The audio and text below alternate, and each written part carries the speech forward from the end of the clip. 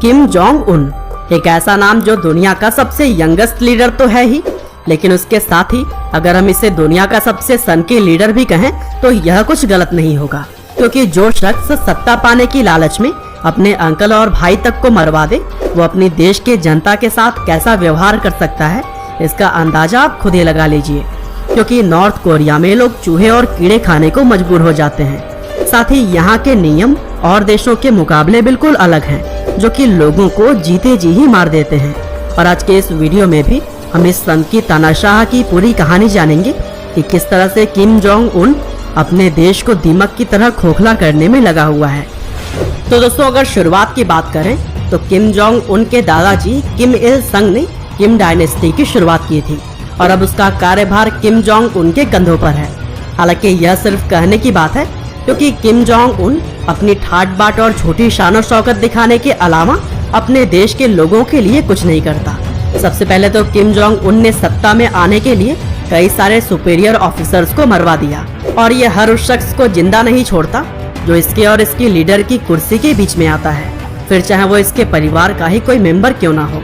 और इसी वजह से किम जोंग उन ने 2013 में अपने अंकल जैंग सॉन्ग की हत्या करवाई थी, और फिर उसके कुछ साल बाद 2017 में अपने सौतेले भाई और अपने पिता के सबसे बड़े लड़के किम जोंग नैम को भी उसने मरवा दिया। और इस बात से आपको अंदाजा हो ही गया होगा कि यह देश की साधारण जनता के साथ किस तरह का व्यवहार करता होगा।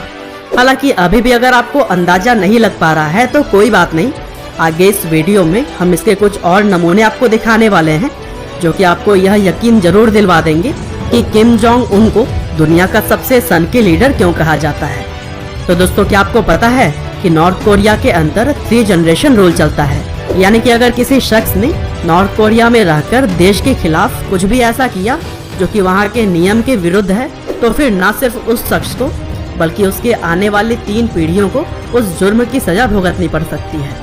और यह रूल 1972 में किम जोंग उन के दादाजी किम इल संग के द्वारा लागू किया गया था।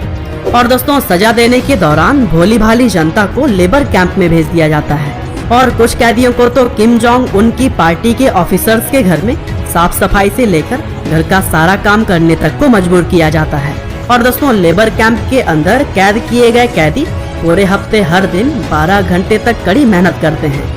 साथ ही उन्हें खाने के लिए अच्छा खाना भी नहीं दिया जाता, और इसी वजह से कैंप के अंदर कैदी कीड़े मकोड़ों और चूहे तक को मारकर खा जाते हैं।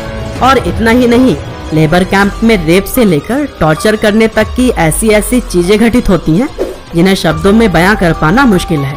और दोस्तों, नॉर्थ कोरिया के कॉन्स्टिट्यूशन के हिसाब से प्रेस को पूरी फ्रीडम है, पर कोई भी private press media north Korea के अंदर नहीं चल सकती। वहाँ सिर्फ और सिर्फ गवर्नमेंट के द्वारा अप्रूव किए गए मीडिया चैनल ही चलते हैं, और वे सभी किम जोंग उन और उनकी सरकार के गुणगान करने से नहीं थकते।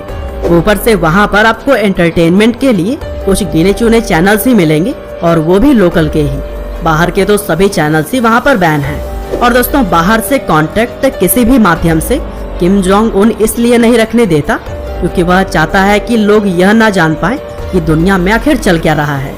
क्योंकि अगर दुनिया के नियम कानून और रहन सहन को नॉर्थ कोरिया के लोग जानेंगे, तब वह किम के विरोध में खड़े हो सकते हैं। यहाँ तक कि नॉर्थ कोरिया में कंप्यूटर खरीदने के लिए भी आपको गवर्नमेंट की परमिशन लेनी होती है, और आप सिर्फ और सिर्फ उन्हीं वेबसाइट्स पर एक्सेस कर सकते हैं जो कि नॉर्थ कोरिया के गवर्नमेंट के बारे में अच्छा लिखें। और इसके अलावा अगर आपने किसी भी तरह के दूसरे कंटेंट को एक्सेस करने का जुगाड़ लगाया, तब आपको जेल की हवा भी खानी पड़ सकती है। हालांकि नॉर्थ कोरिया के संविधान में फ्रीडम ऑफ रिलीजन की भी बात कही गई है, लेकिन किम जोंग उन किसी भी तरह के रिलीजन को बढ़ावा नहीं देता, बल्कि उसका कहना है कि इंसान अपनी किस्मत का मालिक खुद होता है। और ऐसा नारा किम जोंग उन इसलिए लगाता है क्योंकि उसे पता है कि रिलीजन में कितनी ज्यादा ताकत होती है, और ऐसे में लोग अगर रिलीजियस हो गए तो वो किसी भी तरह से यह समझ जाएंगे कि किम जोंग उन के राज में उनके साथ शोषण के अलावा कुछ भी नहीं हो रहा।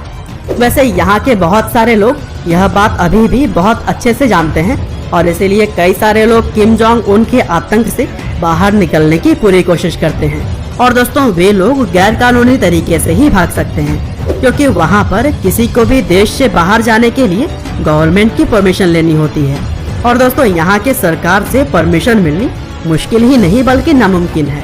और कहीं आप अगर गैर कानूनी तरीके से देश के बाहर निकल गए तो आपके पीछे आपकी पूरी फैमिली को ही टॉर्चर किया जाता है और आपके न रहने पर परिवार के लोगों को सजा भुगतनी पड़ती है।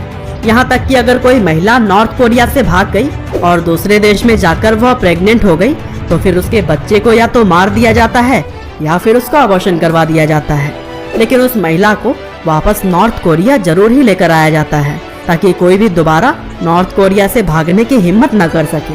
और दोस्तों, नॉर्थ कोरिया में कोई भी इंसान खुद से चीजों को मार्केट में नहीं बेच सकता, बल्कि सिर्फ गवर्नमेंट के द्वारा ही इंसानों के नीड्स को पूरा किया जाता है और गवर्नमेंट अपनी जनता से अच्छा खासा पैसा वसूल करती है। साथ ही और देशों से वैसे तो कोई भी नॉर्थ कोरिया नहीं जाना चाहता है, लेकिन जो भी लोग जाते हैं वहाँ उन्हें बिना टूरिस्ट गाइड के घूमने नहीं दिया जाता और वे टूरिस्ट गाइड सिर्फ उन्हें उसी जगह पर ले जाते हैं जहाँ उनके गवर्नमेंट ने परमिशन दे रखी होती है। और ऐसे में वहाँ पर घूमने जा रहे लोगों को भी उस देश की हालत का पता नहीं लग पाता।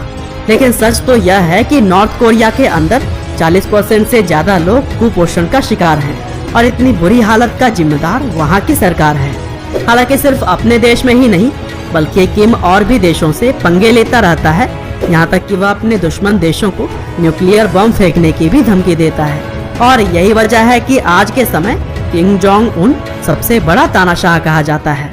उम्मीद करते हैं कि किम जोंग उन किस तरह का घटिया इंसान है यह आपको पता लग ही गया होगा। बाकी हम थैंकफुल हैं कि हमारा जन्म भारत जैसे देश में हुआ, जो कि थोड़ा गरीब तो हो सकता है लेकिन सुख और शांति यहाँ जैसी कहीं नहीं। उम्मीद करते हैं कि आपको यह वीडियो जरूर ही पसंद आई होगी।